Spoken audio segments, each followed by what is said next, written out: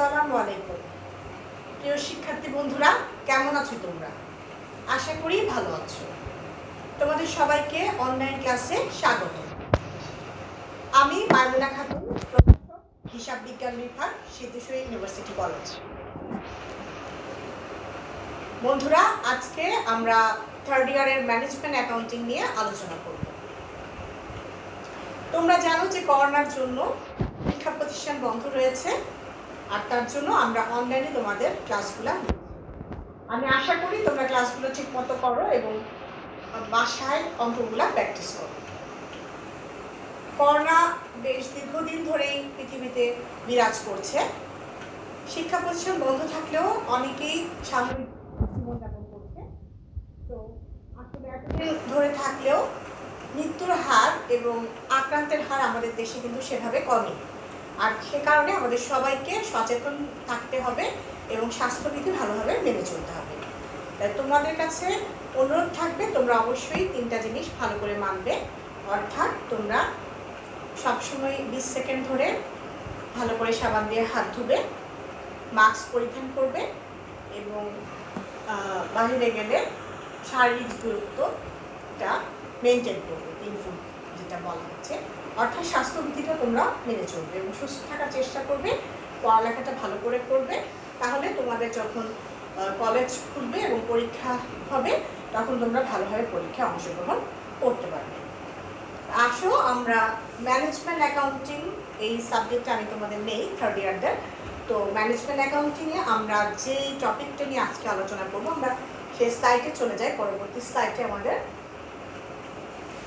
Chapter 5-এর relevant cost for decision making.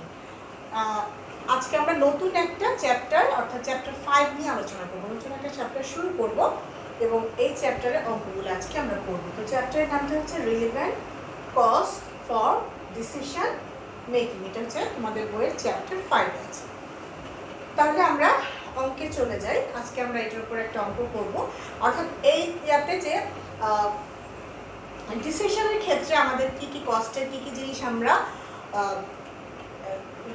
দেখব, সেই জিনিসটা নিয়ে আমাদের এখানকার অঙ্কগুলো। অর্থাৎ বিভিন্ন প্রোডাক্ট আছে, আমরা বাই করতে পারি অথবা নিজেরা তৈরি করতে পারি। অর্থাৎ তোমরা যেন ম্যানুফ্যাকচারিং কোম্পানি আছে, মার্চেন্ডাইজিং কোম্পানি আছে। মার্চেন্ডাইজিং কোম্পানিরা একটা প্রতিষ্ঠানের কাছ থেকে পণ্য কিনে আরেকখানে বিক্রি করে, আর ম্যানুফ্যাকচারিং কোম্পানি হচ্ছে পণ্য দ্রব্যগুলা নিজেরা তৈরি করে।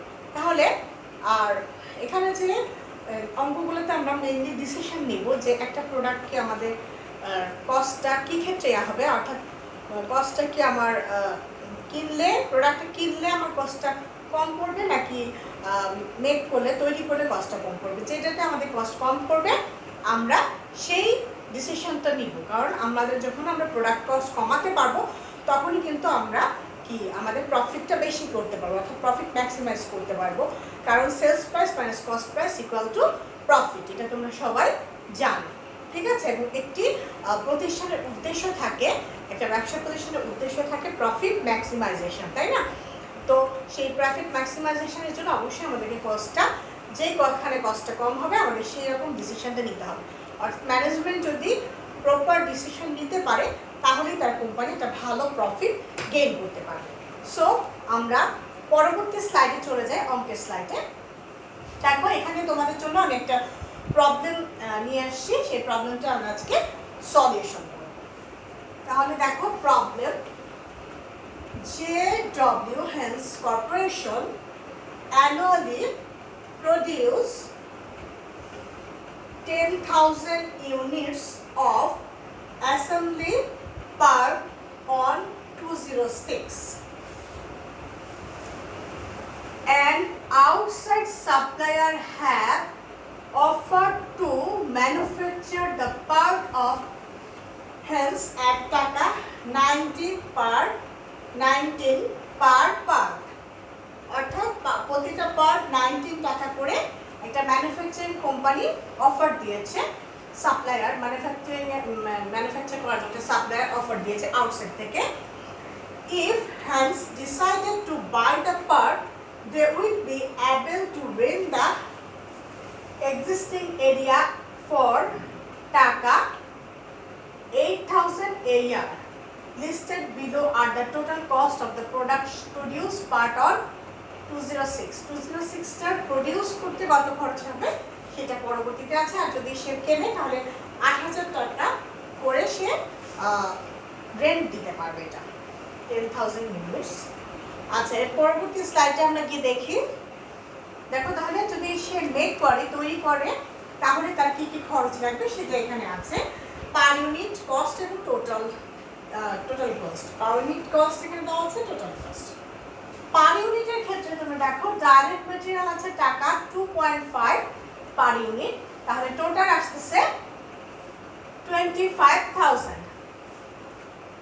এরপরে হচ্ছে ডাইরেক্ট লেবার হচ্ছে টাকা 14 পার ইউনিট, তাহলে টোটাল হচ্ছে টাকা 1,40,000। Variable overhead, direct material direct লেবারের পরবর্তীতে আছে ভেরিয়েবল ওভারহেড, এইটা হচ্ছে টাকা 2.25 পার ইউনিট, 2.25 পার ইউনিট। আর এটা টোটাল কস্ট হচ্ছে টাকা 22,500 হচ্ছে টোটাল কস্ট। এরপরে হচ্ছে ফিক্সড ওভারহেড। ফিক্সড ওভারহেডে আছে টাকা 0.75। ফিক্সড ওভারহেডে টাকা আছে কত? 0.75। তাহলে টোটাল আমাদের অ্যামাউন্টটা আসছে টাকা 7,500। কত আসছে? 7,500। তাহলে এগুলো হচ্ছে আমাদের per unit cost and total cost যদি আমরা মেক করি। তাহলে এই সবগুলো আমরা যোগ করে এখন দেখব যে আমাদের টোটাল কস্ট কত আসতেছে। তাহলে সমস্ত direct material, direct labour, variable overhead, fixed overhead সবগুলো কস্ট যোগ করে আমাদের total cost per unit total cost আসতেছে টাকা 19.50। আর টোটাল আমাদের একদম টোটাল কস্ট আসতেছে টাকা 1,95,000। 1,95,000। Assuming that no additional costs were incurred in purchasing the parts. পার্টটা যদি আমরা পারচেস করি, তাহলে পার্টসটা যদি পারচেস করি দেন আমাদের কোনো অ্যাডিশনাল পারচেসিংয়ের ক্ষেত্রে অ্যাডিশনাল কোনো কস্ট হবে না, এটা আমরা ধরে নিচ্ছি। কিন্তু এখানে কোশ্চেনে দেওয়া নেই। Should Hans make or buy, তো সেক্ষেত্রে হ্যান্সের পক্ষে কোনটা বেটার হবে, মেক করা অর বাই করা? এটা কি সে মেক করবে আর এটা বাই করবে, সেটা আমরা অঙ্কের মাধ্যমে দেখব এবং ডিসিশনটা আমরা নেব। Support your answer with relevant components. তাহলে এই যে তুমি বলবে সে মেক করবে না বাই করবে, যে ডিসিশনটা তুমি দিবে সেটার সাপোর্টে তোমাকে বলতে হবে যে কেন তুমি এটা বলছো, কোন ডিসিশনটা সে নেবে। ওকে, দেন তাহলে আমরা এখন সলিউশনে যাই নেক্সট ইয়াতে। এখন তাহলে আমরা সলিউশনটা দেখি। কম্পারেটিভ স্টেটমেন্ট সলিউশন আমরা এখন করব। কম্পারেটিভ স্টেটমেন্ট, এখানে আমরা পার ইউনিট নিয়েছি এবং আমাদের টোটাল ইউনিট ছিল 10,000 ইউনিট, আর এখানে পার ইউনিট। তাহলে এখানে কয়েকটা ঘর আছে, দেখো তোমরা, পার্টিকুলার্স, মেক এবং বাই, এই দুটি পার ইউনিটের আন্ডারে মেক এবং বাই। এরপর 10,000 ইউনিটের আন্ডারে মেক এন্ড বাই। তাহলে আমরা টোটাল 5টা ঘর এখানে নিয়েছি, ঠিক আছে। তাহলে পার্টিকুলার্সে তুমি প্রথমে দেখো যে পারচেজ প্রাইস, অর্থাৎ আমরা যদি পারচেজ করি সেক্ষেত্রে আমাদের কত হবে। পারচেজ প্রাইস হচ্ছে বাইয়ের ক্ষেত্রে এটা হচ্ছে 19 টাকা পার ইউনিট ছিল, কস্ট ছিল 19 টাকা। তাহলে 10,000 ইউনিটে আমাদের টোটাল আসছে 1,90,000। 1,90,000 টাকা হচ্ছে আমরা পারচেজ প্রাইস, অর্থাৎ বাই করলে আমাদের এটা লাগবে। বাইয়ের ইয়াতে আমরা এটা বসিয়ে দিলাম। এরপর পরে আমরা দেখব যে মেকের ক্ষেত্রে মেক করলে কত লাগে। তাহলে দেখো এখানে আসতেছে ডাইরেক্ট ম্যাটেরিয়াল। মেকের ক্ষেত্রে কোশ্চেনে দেওয়া ছিল 2.5 হচ্ছে আমাদের পার ইউনিট ডাইরেক্ট ম্যাটেরিয়াল, আর 10,000 ইউনিটের জন্য হচ্ছে 25,000। এরপর আসছে ডাইরেক্ট লেবার। ডাইরেক্ট লেবারের ক্ষেত্রে 14 ছিল মেকের ক্ষেত্রে পার ইউনিটে 14, আর এখানে হচ্ছে 10,000 ইউনিটের ক্ষেত্রে 1,40,000। 1,40,000। এরপর আসছে ভেরিয়েবল ওভারহেড। ভেরিয়েবল ওভারহেড 2.25, মেকের ক্ষেত্রে 2.25 পার ইউনিট, আর টোটাল 10,000 ইউনিটের ক্ষেত্রে 22,500। ঠিক আছে, এরপর আসতেছে অপরচুনিটি কস্ট। হ্যাঁ, আমাদের কোশ্চেনে ছিল যে আমরা 8,000 টাকা দিয়ে আমরা কি করতে পারি, রেন্ট দিতে পারি। ঠিক আছে, তোমরা সবাই অপরচুনিটি কস্ট সম্পর্কে জানো আমি আশা করি। সো অপরচুনিটি কস্ট রেন্টের ক্ষেত্রে 8,000 ডিভাইডেড বাই 10,000 ইউনিট। হ্যাঁ, তাহলে পার ইউনিটে আমাদের অপরচুনিটি কস্ট হচ্ছে 0.80। ঠিক আছে, তাহলে 10,000 ইউনিটের ক্ষেত্রে আমাদের অপরচুনিটি কস্ট কত, 8,000। এখন আমরা কি করব, এই সবগুলোকে যোগ করব, অ্যাডিশন করব। অ্যাডিশন করলে আমরা টোটাল কস্টটা পাবো।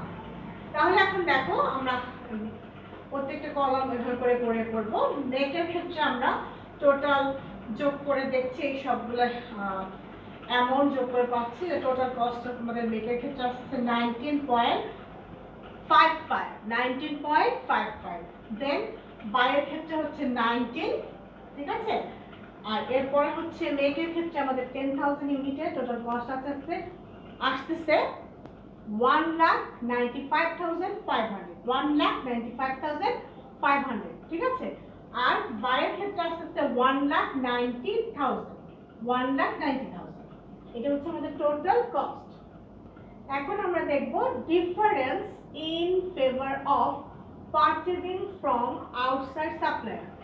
Difference in favour of purchasing from outside supplier. অর্থাৎ আউটসাইড সাপ্লায়ার তার থেকে যদি আমরা নেই তাহলে সেক্ষেত্রে ডিফারেন্সটা কত, ফেভারেট কত আসে, তার 19.55। এটা আমাদের মেকের ক্ষেত্রে রাখছে -19, এটা পার ইউনিট। তাহলে আমাদের এটা পার ইউনিটে আসতেছে 0.55। ঠিক আছে, 0.55 আমাদের পার ইউনিটে আসতেছে, ফেভারে আসতেছে। আর এরপরে আমরা 10,000 ইউনিটের ক্ষেত্রে দেখি 1,95,500। 1,95,500 মাইনাস 1,90,000, তাহলে আমাদের আসছে টাকা 5,500। ঠিক আছে, তাহলে টাকা কত আসতেছে, 5,500। তাহলে এই যে 5,500, এটা হচ্ছে আমাদের পারচেজ বা বাইয়ের ক্ষেত্রে ফেভারে যাচ্ছে। ঠিক আছে, তাহলে আমরা যদি বাই করি তাহলে আমাদের 5,500 টাকা কম লাগতেছে ইয়ার থেকে, মেকের ক্ষেত্র থেকে। ঠিক আছে, সো আমাদের জন্য এটা বাই করাটাই বেটার। এখন আমি নেক্সট স্লাইডে চলে যাই। Comment: based on this data, the company should accept the offer and purchase the part 206 from the outside supplier. অর্থাৎ আমাদের যে ডাটা আমরা যা করলাম সেটার উপর আমরা করছি যে এই কোম্পানিটার উচিত যে পারচেজ করা আউটসাইড সাপ্লায়ারের কাছ থেকে 205 পার্টটা, এই অফারটাই তার গ্রহণ করা উচিত, এতেই তার লাভ হবে। তাহলে বন্ধুরা আজকে এই পর্যন্তই থাক। সিদ্ধেশ্বরী কলেজের কর্তৃপক্ষকে অনলাইন ক্লাসের ব্যবস্থা করে দেওয়ার জন্য ধন্যবাদ জানিয়ে তোমাদের সবার সুস্বাস্থ্য কামনা করে আজকের মতো এখানে বিদায় নিচ্ছি। খোদা হাফেজ।